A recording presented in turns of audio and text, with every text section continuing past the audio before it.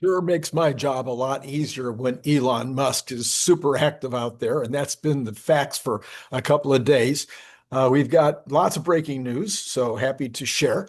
In the past 24 hours, FSD 14.1.2 has handled a 2-hour drive in New York City and also done Pikes Peak. And there's videos up on X if you want to go check those out. Now, on the one in New York City, Dan BTC 916 says, look, this is the most impressive Tesla FSD video of New York City driving. FSD handled obstacles very well, especially pedestrians crossing when they shouldn't have in New York City. Come on. And getting stuck on the crosswalk and correctly backing up. This is definitely the video to share with a Tesla skeptic. The world is still sleeping on Tesla. Farzad says, hey, we've got some upcoming catalysts, and here's his list. Elon's $1 trillion comp package approval. I don't think we're going to get a pop off of that, Farzad, because everybody knows it's going to be approved. I don't think there's any doubt about that. The Delaware sham ruling could be reversed. That could happen, I would say, within the next 4 to 6 weeks. That would be, I think, a positive because there's a huge savings to Tesla and maybe Elon both in terms of financials in that if that thing is upheld. FSD unsupervised, he puts that in third place. I put that number one as the most important catalyst that we could possibly see. Robotaxi expansion, and that could be multiple catalysts as multiple pieces of the expansion process goes through. Tesla bot operation in factories. So I think this is going to require more than just operation in factories. It's going to require some kind of very clear, smooth operation, showing integration or managing itself around people, going from job to job, being very, very versatile, and looking like it's really done. And I think we're going to see that. And then we've got, he says, the first Tesla bot customer. That's a long way from now. I'm not a pessimist at all, but I would say realistically, from what we've heard, this would be second half of next year. And then we've got Tesla semi ramp. Yes, I don't know how much it'll move the market because it's, again, kind of a known. And then we've got Tesla energy ramp. Now that would require something bigger than just a ramp. We need, yes, the Houston factory will start ramping up and there might be, but I think it's really going to take another factory. It's going to take an announcement, not a ramp. So, and then we got Cybercab with steering wheel and pedals. Is not going to happen, Farzad. I'm sorry to tell you, but it's not going to happen. And then how come, Farzad, you left out the earnings call itself? That is definitely a catalyst and will be catalytic and almost always gives us either a bump of 7% or a downdraft of 7%, and then a lot of correction over the 2 days following. And then there's also the shareholder meeting, which has the same kind of impact. So those are going to be two of the biggest days between now and the end of the year. All right. Now, Andrej Karpathy did an interview on the Dwarkish podcast.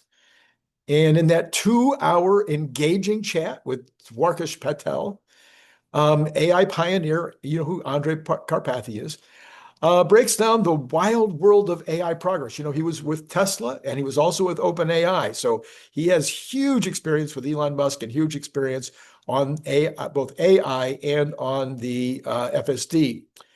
Now, think of him, Grok says, think of him as a friendly mechanic explaining why your self-driving car isn't quite ready for a cross-country road trip yet. He's optimistic, but he keeps it real. And he doesn't use everyday language. That's why I had Grok translate. So number one, the AGI timeline. Karpathy bets will hit AGI, AI that matches humans at desk jobs like writing reports or coding apps, and also is better than all humans at all things in about 10 years. He calls the 2020s the decade of agents, where AI helps evolve step by step, not in one explosive eureka moment, he says. Probably current tools like Claude or Devin, as they are eager but clumsy apprentices. He says they can whip up a basic recipe, but they forget to check if the oven's on. Oh, like me, or handle a kitchen fire. Oh, no. Why the wait? AI is still struggling with seeing the world multimodally, like combining text and video, using tools like clicking a mouse, and learning on the fly without forgetting anything. And it's like teaching a kid to ride a bike. They wobble a lot before pedaling smoothly. He quips that pre-training AI is like a crappy evolution. It gobbles internet data to summon ghosts that mimic humans, but it's no substitute for the real animal-like smarts that took nature billions of years to cook up, or took God a split second, or a day, I guess you could say. Why reinforcement learning sucks right now was another one of his thing that he spent a lot of time on. Reinforcement learning, the go-to method for training AI through trial and error rewards, think like dog tricks for treats for tricks, is terrible and super noisy, Karpathy says. Picture baking a cake. Reinforcement learning might praise the whole messy process if the cake turns out tasty at the end, even if you dumped in salt instead of sugar, ignoring the disasters along the way. Humans don't learn like that. We pause, we reflect, and then we tweak. LLMs like ChatGPT need better process supervision, watching every little step, not just the finish line, plus fake data drills and meta learning, learning how to learn. He predicts the 3 to 5 big tweaks to RL will unlock agent AI, like upgrading from a flip phone to a smartphone. Suddenly, everything clicks. He says then LL brain gaps. He says LLM brain gaps. Today's language models are like brilliant and quirky servant kids, aces at trivia nights, sprouting memorized facts, but flopping at group projects, collaborating or innovating. They hit modest collapse, churning out bland repeats like a playlist stuck on dad jokes after too many listens. There's no sleep mode either. Humans dream to remix experiences and avoid boredom. AI just overfits to old data, bombing at new puzzles. Real world fix that would be to add entropy boosters. This would be randomness nudges like jazz improv in a symphony are slimmed down to a cognitive core. And then in the nano chat toy project, LLMs act like overcautious autocorrect. They are great at filling blanks and familiar code, but chicken out on fresh ideas, misunderstanding the vibe like a tourist botching the local slang. He says then how intelligence evolved and why it's tricky for AI. Smarts aren't inevitable. They're a cosmic lottery win. Yeah, cosmic lottery win because God did it. We can get off into a whole thing about that, but I did on X if you want to go see what I said. Earth's air got oxidated enough for complex critters. Think dinosaurs ruling for 165 million years without inventing TikTok. Intelligence shines in chaotic spots like a squirrel using sticks as the tool in a windy forest. Go Grok. Humans dodge overfitting. They get stuck in ruts via daydreams and chit chat, like he said before. AI apes this with in-context learning, but it's fake it till you make it long term. He says it's really going to require it would be an evolutionary fluke for AI to actually get to the point of human intelligence. Then on self-driving cars, he says the endless grind. He says autonomy is a march of nines, chasing the 99.9999 reliability, where each extra 9 feels like climbing Everest and flip-flops. Early hype, 1980s truck demos was like viral TikTok stunts, flashy but far from daily drivers. Tesla's camera-only approach, no bulky sensors, will lap radar reliance rivals like Waymo, but edge cases, blizzards, jaywalkers, although we just heard about a good story on jaywalkers, keep it demo to delivery purgatory. LLMs boost seeing the road but can't yet drive the physics. It's legal red tape too, like getting a learner's permit for a robot. Society's got to trust it first. He says, every 9 is a grind, like tuning a guitar string tighter and tighter without snapping. And then he says on AGI's wallet hit, don't expect AGI to spike GDP overnight. It'll weave into the usual 2% yearly growth. I think is completely wrong on that. Like how smartphones snuck into pockets without crashing the economy. They just made life comfier. Self-improving AI, business as usual, not Skynet, but super intelligence is alien territory. Imagine handing caveman the nuclear code. They invent wonders, but they risk meltdowns. No dramatic takeover. We'll hand reins to a few pilots, and rogue AIs might bubble up like unsupervised kids in a candy store. He also thinks that we'll reinvent school with AI through his Eureka Labs. He's on his own thing on Eureka Labs. He's pretty convinced it's going to be a huge breakthrough. Karpathy dreams of AI tutors sparking eurekas per second, personalizing paths to mastery like a patient coach, spotting your blind spots in basketball instead of yelling from the sidelines. No more copy-paste homework. Think bite-sized coding quests that build real skills. Pre-AGI, school amps your edge. After that, it's a mind gym. And then pro tip, teach simple. His microgrid course, calculus via doodles, quiz deep understanding and mix deep dives with bird's eye views, like savoring a gourmet meal and then scanning the menu. Karpathy's final kind of theory here, AI's on a computer-fueled joyride, but hype is the real speed bump. Expect steady wins, but not fireworks. Catch the full episode on Dwarkish's site if you'd like to see all of his charm and all of the details. And again, I'm completely feel that he's wrong, in particular if maybe he's only talking about the digital AI side, but when you add in embodied AI, I think the increases in GDP are going to be stunning. And again, think of it this way. Is it going to be a 2% increase over normal? So that would be a 4% increase if that's what he's talking about. Joe Tegmeyer says, hearing reports, the FSD 14.1.3 is rolling out, and he was right. So 14.1.3 is rolling out, and it has a new level of performance. And that level of performance is being called cocaine. And I guess it's supposed to be even more. Well, Elon said it would be like how a car would perform if it had just done a line. I don't know what that is. I don't think Elon knows what that is. So I'm not sure how that all works. This is Randy. Kirk, are you remembering to hit the like button? It's really important. You need to do that. All right. Jeff Lutz says, now the real unlock of American manufacturing can begin because this is the right way to do it.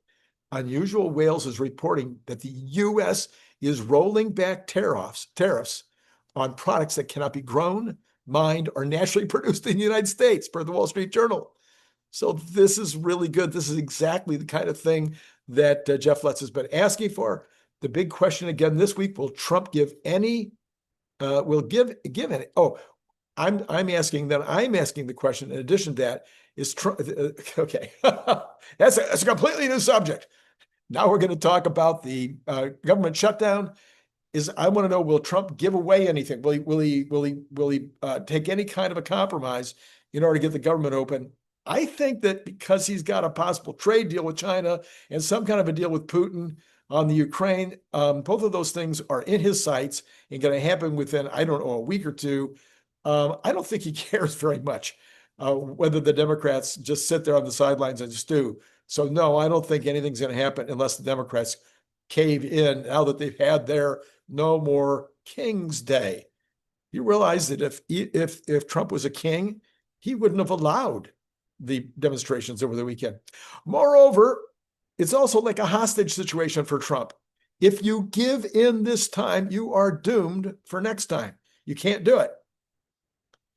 I could see that maybe the Republicans might eventually change the House rules and do the so-called nuclear option and go ahead and only need 51 votes in order to pass it. And this will be one more they just add this category. So not just district judges, but also anytime there's a continuing resolution, you just need 51 votes. Now, okay. Here's Tom Lee with a prediction for the end of the year. And so this is in case you think that Randy is always like way out there in terms of his predictions.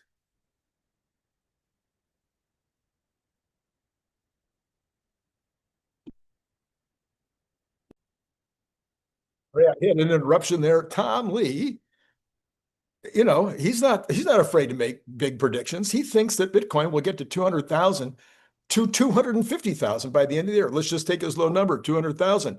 It's sitting at about, I think we'll look at it here in a minute. I think it's sitting around 108,000 as of right now. So he's going to be looking at a double, almost a double by the end of the year. And that would be quite a deal. An 80, yeah, 100, yeah, huge gain within only 72 days. Dr. Jay Stanley says, for the record, the claims of the death of the US dollar and the US Treasuries are greatly exaggerated. Listen to this carefully if you care about this kind of stuff. While a diversification away from dollar assets was to be expected, particularly after the weaponization of US Treasuries under the Biden administration, the underlying US dollar and Treasury system remains fundamentally intact. According to IMF and Federal Reserve data, the dollar still accounts for roughly 57 to 58% of global reserves, far surpassing all other currencies combined. Obviously, if it's 57 to 58%, the recent decline in dollar share was driven largely by currency valuation effects rather than active seller bank dumping. And dollar demands in trade, invoicing, and global finance continues to dominate by a wide margin. Gold's rise as a reserve asset reflects prudent diversification, not a rejection of the U.S. system. The world's reserve manager is adjusting to a multipolar reality, but remain deeply tied to the American liquidity and financial depth. In short, USD and UST architecture is alive and well, perhaps dented, but still the backbone of global finance.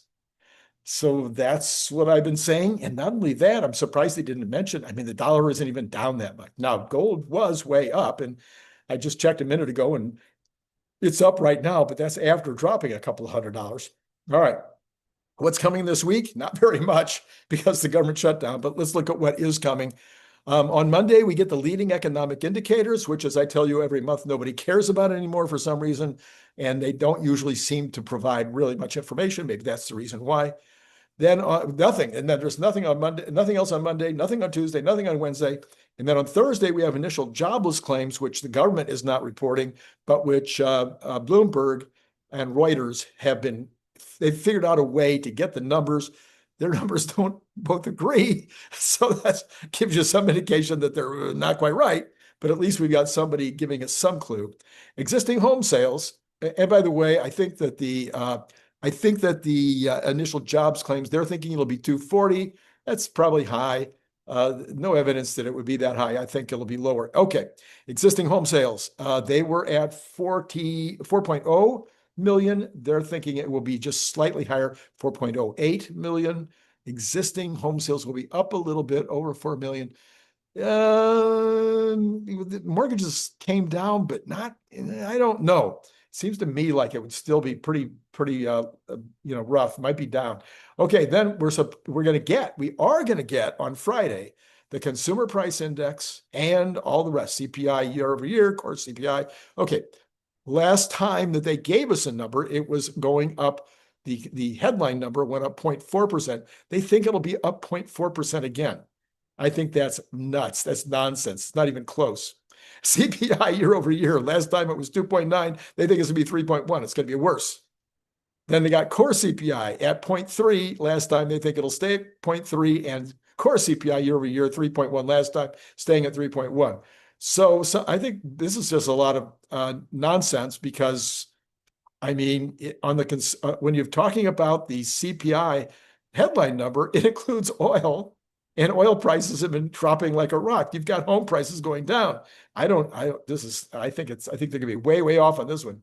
S&P Flash US Services PMI was at 54.2. They think it'll drop just a little bit to 54. Possible because services have been coming down just a tad. And then same thing for manufacturing. They think it comes from 52 down to 51.8. I've been hearing, better things about manufacturing. We'll see. Consumer sentiment will come out. Consumer sentiment, of course, that University of Michigan report, which I think is garbage, but that's okay. It was at 55. They think it'll drop to 54.4. And then new home sales will also be announced on Friday. Last month, 800,000. This month, only 710. Now, these are annualized numbers. 800,000 things dropped to 710,000 for new home sales. I had actually been hearing some stuff about new home sales ticking up, but maybe it won't be, maybe it's, it says September. So I don't see how that's, anyway, maybe that'll be the number because I don't have enough information on that one. All right. Who is going to be reporting? Oh, I don't know. This week, maybe Tesla. And then, but there's a lot of other people that are reporting this week also. Amazon reports. Oh, I'm sorry. I missed one here. Netflix is reporting. So we will get Netflix stream, how they're doing with their streaming. They've been under a little pressure. So it'll be interesting to see if that's improved any. Then you've got Coke coming out. So that'll give some information on the consumer.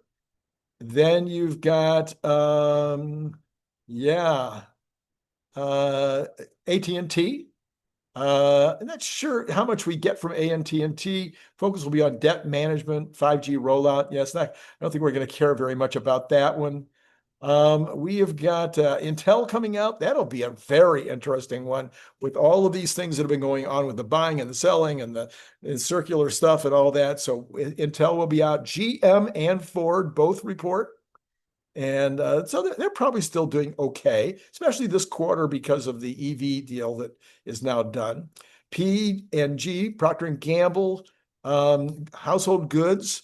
Again, we'll get some real information about the consumer. And then GE, again, not that terribly interesting, I don't think. IBM, everybody will be looking at how they're doing on 𝐒𝐮𝐧𝐝𝐚𝐲. So we'll see what happens there. All right. Trueflation, adding more and more stuff like every day. Trueflation, the regular index, the headline number 2.28. See this 2.28, not 2.9, not 3.0. Their goods numbers only 2.36. Their core number 2.17. Their services number 2.23, and their PCE only 2.40. So again, maybe these other numbers will be what everybody was guessing, but I think it's going to be a lot different. We'll see. We'll see what happens. All right, let's go ahead and look at where we are on all of the things like the markets for tomorrow. Let's start with, of course, with the bonds. Bonds up 0.4%, 4.013. I don't directionally know what's going to happen over the next few days on bonds. It'll probably be a little flattish because it don't really have a lot of information. Now, some new information could come in that would change all that, but right now I would look at to kind of stay in this 3.9 something to 4.0 something. Yeah. Well, I hope it doesn't go back to 4.1. Oil is 57.46. Natural gas up a little bit. Oh, up 5% right now. $3.15 again, up above $3 again. Now gold had dropped all the way down to 4,213 from almost 4,400, 4,375 or so. But now it's back up 1.05% or $44. Silver, which had come down even more than gold, is now up 0.78% at $50.50. Copper is up 30.39 at just under $5, $4.99. Then you got the dollar is down against both the yen and the euro. And you've got Bitcoin recovering a little bit, but it had been recovering more. It's up 1,542 today, but getting it to 108,576. And Ethereum is up 2.19 at 3,976, still under 4,000. The equities, coming up on the equities, you've got the Dow futures up 0.04, S&P up 0.04, the NASDAQ doing better, 0.08, but they had all been up much more earlier. So that is, we're looking at maybe it's going to be positive in the morning, but there has been some relaxation in whatever enthusiasm there was starting an hour or so ago. All right, that is all I have. Oh, except I want to tell you, over the weekend, we had a phenomenal video from Phil. If you didn't check that out, I'll put that one up here on FSD, but not just FSD for the car, FSD for the robot, and why it's transformational. and a lot of stuff that you don't know. I promise you, you will learn, learn, learn. We also had, I did earlier today, a video on the economy and the stock market, and whether we're in one or more bubbles, and that we might end up breaking one of those bubbles, and maybe it would take us for an extremely rough ride down. I mean, some people talk about a 20%, stock market correction, which would probably be a 50% correction for Tesla. So anyway, you might want to watch that in case you want to see what I think, but also what other people are saying. And as you know, on something like this, I'm going to give you the pros and the cons and everything that I can find out about it. And then later on tonight, I've got Brian Wang, and he'll be talking primarily about AI, and some updates on AI that are fascinating. So that'll be coming in a little while. All right, that's all I got for you right now. So I'm going to say good night, good afternoon. Anyway, something like that. It's been great talking to you.